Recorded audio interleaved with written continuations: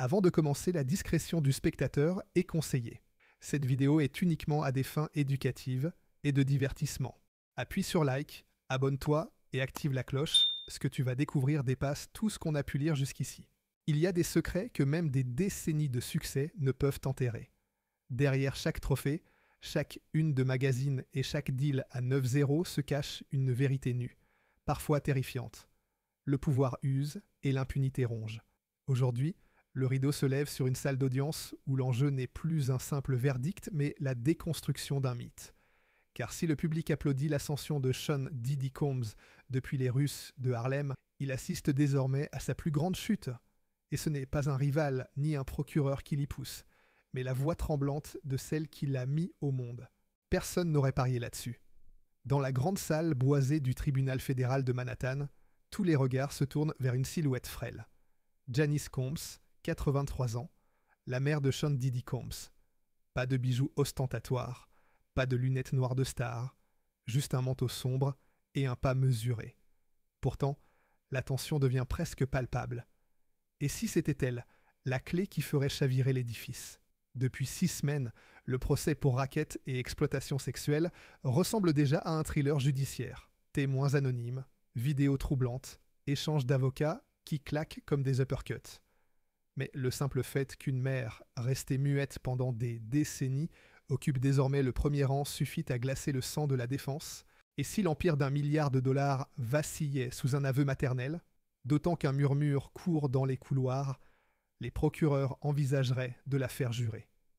Dans l'ordre solennel de la justice américaine, un tel choix n'intervient jamais au hasard. Lorsque le juge entre, l'assemblée se lève, mais c'est Diddy, lui, qui cesse soudain de respirer. Car dans cette salle, un simple regard maternel peut tout faire basculer. Et tandis que le greffier annonce l'ouverture de l'audience, un détail bouleverse l'équilibre. Diddy ne regarde pas le juge ni les caméras, mais la démarche hésitante de sa mère, qui fend la travée centrale. Dans ces secondes suspendues, la célébrité s'efface. Ne reste qu'un fils redécouvrant la peur de décevoir une figure qu'il croyait acquise pour toujours. Depuis le début du procès, Janice est là, discrète, presque transparente. Pas une larme devant les caméras, pas une déclaration tapageuse. Seulement ce silence qui pèse plus lourd que n'importe quelle plaidoirie. À chaque pause, elle reste assise sur le même banc, mains croisées comme si elle comptait les battements de son cœur. Ceux qui la connaissent racontent qu'elle était autrefois la première défenseur de son fils. À chaque critique, elle opposait son sourire, rappelant les dons aux œuvres, les bourses étudiantes créées par la Fondation Combs.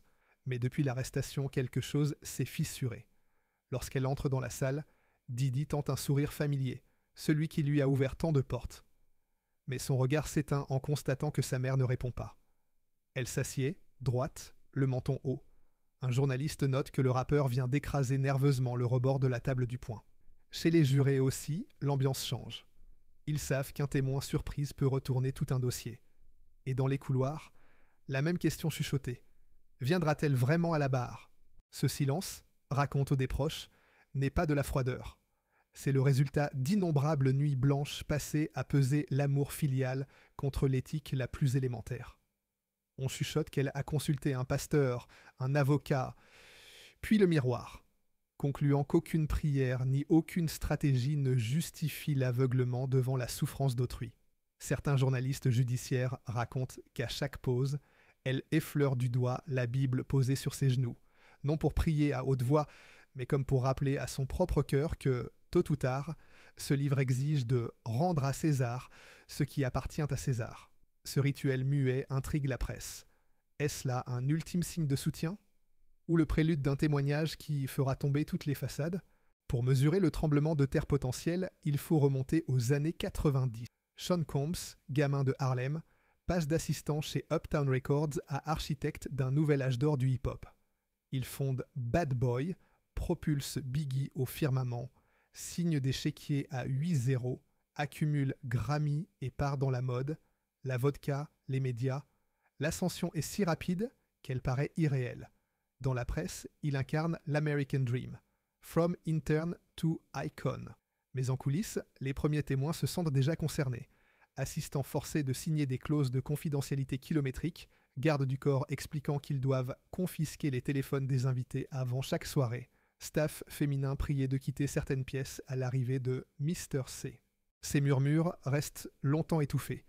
Il suffit d'un chèque ou d'un contrat pour qu'ils se transforment en silence. À l'époque, Janice visite souvent les propriétés de son fils. Elle voit la débauche, s'inquiète, puis se rassure. Il travaille dur, il s'amuse dur, jusqu'au jour où le luxe change de texture, portes verrouillées, caméras cachées, couloirs interdits, comme si, derrière les piscines à débordement, quelque chose d'inavouable s'organisait.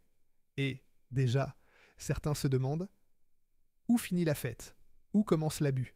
Mais plus l'empire s'élargissait, plus Janice s'éloignait du centre de gravité de son fils. Entre 2 inaugurations de clubs et 3 galas de charité, elle devenait simple invitée d'un monde qu'elle ne reconnaissait plus. Un univers où l'on parle en NDA, où l'on négocie l'intimité comme une action en bourse et où l'humanité se mesure à la longueur d'une clause de confidentialité.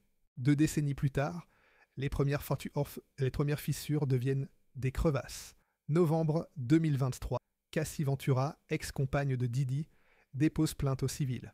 Le premier choc était avec l'apparition d'une vidéo de 2024. Couloir d'hôtel, dispute violente, bousculade. Didi évoque un moment hors contexte, paie un accord confidentiel. Mais l'image reste. Puis vient Jane, pseudonyme d'une ex-petite amie entendue fin mai. Elle décrit ses freak-offs, où tout était soi-disant festif. Escorte masculine, caméra braquée, ligne de poudre, consentement flouté par le champagne noir. Les jurés serrent les mâchoires en entendant qu'elle devait mériter son loyer sous peine de voir ses comptes gelés. Ces mots font écho à ceux de Cassie. Même hôtel, même code-nom, même pression. À ce stade, l'accusation ne parle plus d'excès de star, mais de système organisé. Et l'ombre de Janice plane toujours. Peut-être est-elle la seule à pouvoir confirmer les coulisses que personne n'a filmées. À mesure que ces récits s'accumulent, ils dessinent une cartographie sombre. Ville scintillante, suite d'hôtels gardés comme des bunkers et coulisses de festivals où les chuchotements résonnent plus fort que les basses. Ce n'est plus une plainte isolée. C'est un orchestre discordant qui joue la même note inquiétante depuis 20 ans. Quand le procureur superpose les calendriers des soirées décrites par Cassie et Jane, on découvre des motifs récurrents. Mêmes hôtels, mêmes jours de semaine, et une logistique quasi militaire autour de la confiscation des téléphones. Les jurés voient défiler sur l'écran des preuves numériques, relevés de badges, logs de caméras internes, qui corroborent point par point les heures avancées par les plaignantes, transformant leur récit en une carte précise des nuits où l'industrie dansait pendant que certains suffoquaient. Les experts défilent alors pour décortiquer le phénomène. Power Insulation, insulation de pouvoir. Plus une star grandit, plus elle s'entoure de personnes intéressées à la maintenir au sommet. Plus le tapis rouge s'étend, plus la réalité se rétrécit. On finit par vivre dans un aquarium où tout le monde vous nourrit, mais personne ne vous tient tête, explique la psychologue Margaret Chen. Le public applaudit, les majors encensent, les tabloïds se repaissent, et la conscience s'endort. Dans ce contexte, la famille reste souvent la dernière frontière. La mère, surtout, celle qui se souvient des matins sans chauffage, des factures impayées, des heures supplémentaires pour payer les cours de chant du petit Sean. Alors, quand cette voix se fait entendre, elle peut pulvériser le dôme de verre qu'un entourage servile a bâti. C'est ce que redoute la défense. Qu'une simple phrase de Janice, « Je n'ai plus reconnu mon fils », suffise à humaniser l'accusation et à délégitimer le storytelling de l'artiste persécuté par la jalousie. Les jurés découvrent alors une équation implacable. Argent exponentiel plus cours permanente d'adulateur égale disparition graduelle du nom. Didi n'a pas seulement colonisé les chars, il a colonisé les zones grises où le oui se marchande, où la morale se plie sous la pression de chèques et de rêves d'ascension professionnelle. Les rumeurs racontent qu'elle a gardé un carnet. Dedans, des notes notant l'année, la ville, le détail qui dérange. 2008, Miami. Téléphone confisqué à une invitée en pleurs. 2014, Los Angeles. Studio privé, réaménagé dans un pool house, accessible uniquement par un escalier dérobé. 2023, phrase crachée entre 2 gorgées de tequila. On ne construit pas un empire en jouant selon les règles des autres. Dans les couloirs, on spécule. Si le procureur l'interroge, elle pourrait confirmer des points que seule une intime connaît. L'accès aux chambres secrètes, les montants des virements, les noms sur les listes problèmes potentiels. Les avocats tartas de Didi brandissent déjà le privilège mère-fils. Mais la loi est claire. Pas de secret professionnel entre parents majeurs. Et si Janice choisit de parler, aucune injonction morale ne pourra l'arrêter. Il ne s'agit plus de protéger un enfant, mais des victimes. Tout le monde le sent. Si elle se lève, l'affaire vire au cataclysme. Les spécialistes du barreau l'affirment, si la justice adore les preuves matérielles, elle craint tout autant les témoignages émotionnels capables de transcender les chiffres. Et quoi de plus dévastateur qu'un carnet maternel, griffonné de doutes et de dates que seule une conscience tourmentée pouvait aligner. Un ancien procureur fédéral, invité sur CNN la veille, l'a résumé crûment. Si Janice entre dans la boîte, ses notes deviennent potentiellement pièces à conviction, et chaque ligne de son cahier peut ouvrir la porte à un nouveau chef d'inculpation. À la barre, on l'interrogera non seulement sur ce qu'elle a vu, mais aussi sur ce qu'elle a noté. Date, lieu, somme. Un faux pas, une contradiction, et la défense tentera de faire passer la mère pour une témoin confuse. Mais si elle reste cohérente, ce sera le coup de grâce juridique que Didi redoute plus que toute sentence. Côté défense, la panique suinte. Un conseil junior est vu, tête dans les mains, murmurant « S'il admet ne serait-ce qu'un seul fait, on est cuit ». Didi, lui, oscille entre défi et abattement. Un jour, il serre les poings, clame son innocence. Le lendemain, il décroche, observe la salle, comme s'il contemplait déjà le vide derrière la scène. Les majors commencent à couper les ponts.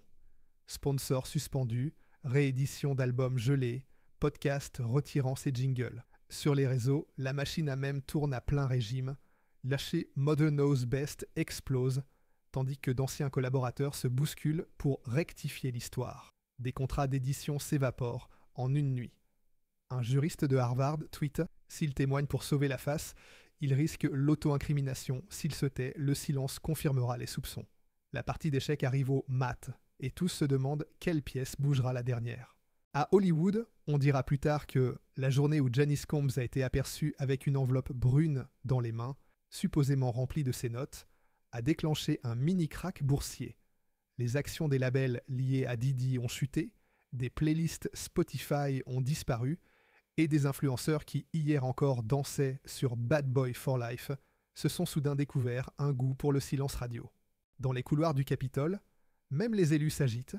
2 sénateurs annoncent l'ouverture d'auditions sur les zones grises de l'industrie du divertissement, promettant de rappeler labels, plateformes et agences pour expliquer comment un tel système a pu prospérer si longtemps. Spotify et Apple Music déclenchent en urgence des comités d'éthique internes. Les playlists Throwback Hip Hop se vident de leurs titres estampillés Bad Boy, tandis que YouTube cloisonne les revenus publicitaires de dizaines de clips en attendant les conclusions du procès. Les fans, eux, oscillent entre rage et introspection. Certains organisent des live streams caritatifs pour les survivantes, d'autres brûlent symboliquement leur vinyle en direct sur TikTok. Et pendant que les hashtags #JailBadge, Boycott Bad Boy et Power Needs Checks grimpent en tendance mondiale, d'anciennes stars R&B évoquent publiquement pour la première fois les soirées où il valait mieux se taire. L'effet domino ne concerne plus seulement Didi. C'est tout un écosystème qui vacille, sommé de rendre des comptes devant un public désormais bien décidé à ne plus confondre tube planétaire et immunité morale. Quand on gratte les dorures, il ne reste que des relations humaines, et parfois leurs fractures. Cassie, Jane, les autres plaignantes ont levé le voile sur un mécanisme d'abus maquillé en lifestyle. Les experts ont décortiqué la logique perverse du succès sans limite. Mais c'est peut-être Janice Combs, silencieuse jusqu'ici, qui détient la clé de voûte. Si elle parle, c'est le cœur même de la défense qui se désintègre. Si elle reste muette, le doute continuera de ronger les jurés, car le silence peut être aussi lourd qu'un aveu. Au-delà du verdict, cette histoire interroge la fascination collective pour les icônes intouchables. Jusqu'où ferme-t-on les yeux quand le talent brille ? Jusqu'à quel point respecte-t-on l'argent plus que la morale ? La vérité n'a jamais été aussi proche, ni le gouffre aussi profond. Et vous, croyez-vous que la mère de Didi brisera définitivement la loi du silence ? Partagez votre avis, car le prochain chapitre pourrait s'écrire ici même, dans les commentaires.